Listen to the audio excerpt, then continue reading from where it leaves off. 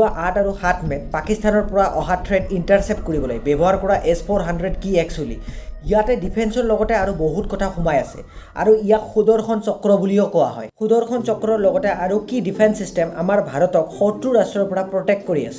S-400 missile system ইয়াক আমি আকাশত উৰি ফুৰা এক ফৰ্টিছ বুলিও কোৱা হয়। আপুনি হয়তো গম পায় যে একেবাৰে 36 টাৰ্গেট কৰিব পাৰে। 400 কিলোমিটাৰ দূৰৰ পৰা অহা যিকোনো ধৰণৰ ফ্লাইট এয়াৰক্ৰাফ্ট মিছাইল আদিক হিট কৰিব পাৰে আৰু কি 4.8 কিলোমিটাৰ বেগৰে অহা যিকোনো ধৰণৰ হাইপাৰসনিক মিছাইলকো ধ্বংস কৰি দিব পাৰে। এই সিস্টেম ৰাছিয়াৰ পৰা লৈ অহা মানুহজন আছিল ফৰ্মাৰ ডিফেন্স মিনিষ্টাৰ আৰু IITN মনোহৰ পাৰিকাৰ।